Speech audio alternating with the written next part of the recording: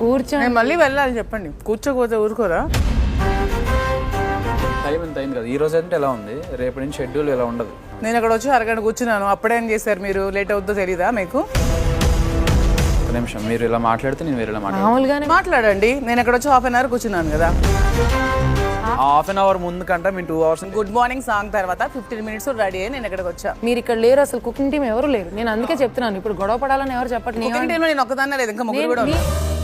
మీరు main chef అని నేను చెప్పినప్పుడు మీరు వాళ్ళకి చెప్తే వాళ్ళు చేస్తారు. మీరు కూడా మార్నింగ్ లేవగానే ఎంత రేషన్ ఏంటని అక్కడ పెట్టేసేయండి. వేరేగా మాట్లాడాల్సి వస్తుంది అంటే ఎలా మాట్లాడాల్సి వస్తుంది? మేము వచ్చి కూర్చోమని చెప్తే అవన్నీ కూర్చోకపోతే ఊరుకోరా అని అంటే అప్పుడు అన్నాడు. ఇలా మాట్లాడుతుంటే మళ్ళీ కూర్చోండి అంటే నిలబడి వినకూడదు. కూర్చోండి మ్యామ్ అనేది రెస్పెక్ట్. కూర్చోండి మేడం అంటే కూర్చోపోతే చెప్పవా అనే దాన్ని ఎటకారం అని అంటారు. కూర్చోకపోతే చెప్పరు అనేది వెటకారం. వెటకారమే మరి. ఎందుకు వెటకారమే. వాయిస్ ఏంటి రైజ్ అవుతుంది? వెటకారమే. ఎందుకు అరుస్తున్నారు?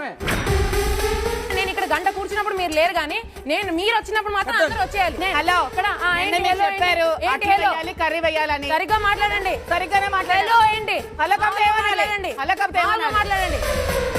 నేను గట్టిగా మాట్లాడు. ఇప్పుడు ఇదేంటి బీన్స్ వచ్చి మీరు గంట నుంచి చేస్తున్నారు, అయిందా బీన్స్ కొని? అవ్వకపోతే నాకేం చేయమంటారు? కూర్చొని వండాలి ఏంటి లోపల? అయితే ఇంకా వెయిట్ చేయాలి, పస్తులు ఉండాలి ఇంకా అందరూ.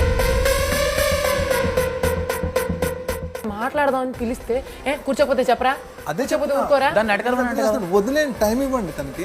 ఇప్పుడు అనాల్సిన మాటలు అనేసి లాస్ట్ లో ఏడింది ఎలా అయిపోద్ది.